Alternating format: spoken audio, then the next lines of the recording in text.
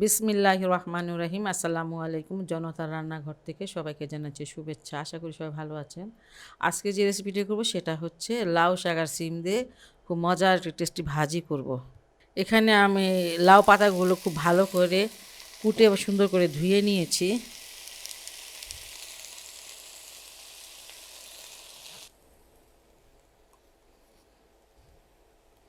একটু লবণ ছিটিয়ে দিলাম। এখানে আমি 200 গ্রাম বিচিওয়ালা সিম নিয়ে নিয়েছি। একটু বিচি বিচি সিম থাকলে ভালো লাগে, সেটা দিয়ে দিচ্ছি। এখানে কিছুটা লাউয়ের ডগা আছে, লাউয়ের ডগাটা উপরে দিবেন, কারণ লাউ ডগা যদি মানে বেশি গলে যায় তাহলে কেমন আঁশ আঁশ হয়ে যায়। এই জন্য লাউয়ের ডগাটা পরে দিবেন, কিন্তু যখন আমরা অন্য শাক ভাজি করি তখন ডগাটা আগে দিই। আর এখানে আমি কিছুটা পেঁয়াজ দিয়ে দিচ্ছি, এই যে রসুন দিয়ে দিলাম কিছুটা, আর এখানে 5-6টা কাঁচামরিচ দিয়ে দিলাম।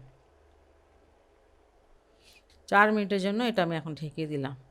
প্রায় 6 মিনিট পর আমি আসলাম। নাড়া টাড়া দিইনি, আপনারা দেখে হয়তো বুঝতে পারতেছেন।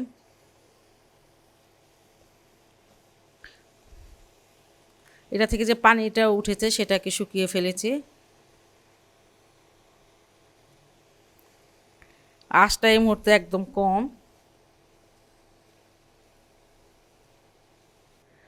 লাউ শাকটা সবসময় এইভাবে নাড়বেন, এটা একদম দলা পাকিয়ে যায়, যাতে দলাগুলো খুলে যায়। আর দলা পাকিয়ে গেলে এটার ভিতরে পানি পানি থাকে, শাকটা যেন একদম আলাদা আলাদা হয়ে যায়।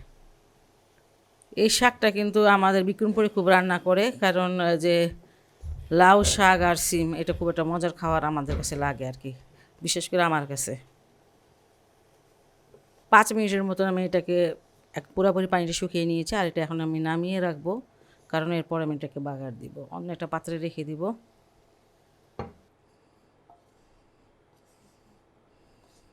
এখানে আমি 1 টেবিল চামচ বা একটু বেশি হবে তেল দিয়ে দিয়েছি। তেলটা গরম হয়ে গেছে, এটা সরিষার তেল। আর এখন আমি মরিচ দিয়ে দিব, এই যে শুকনো মরিচটা প্রথম দিয়ে দিব। এখানে আমি 4টা শুকনো মরিচ নিয়েছি। ঝালটা নিজের মতন করে দিবেন।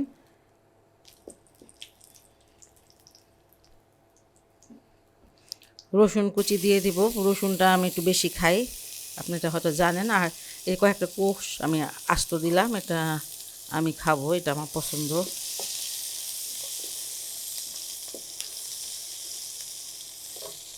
এখানে একটা পেঁয়াজ কুচি দিয়ে দিলাম, আর রসুন নিয়ে নিয়েছিলাম ছোট ছোট, বেশ কিছুটা কোয়া নিয়ে নিয়েছিলাম। তখন কিছুটা দিয়েছি, 1 টেবিল চামচ তো হবে রসুন আমি নিয়েছি। প্রথমে থেতলিয়ে দিয়েছি, পরে আস্ত কটা দিলাম। রসুন পেঁয়াজ সব কিছু, মরিচ সব কিছু ভালো করে ভেজে নিয়েছি, এর থেকে আর বেশি ভাজা লাগবে না। আর এবার আমি দিয়ে দিব শাকগুলো। বিসমিল্লাহ।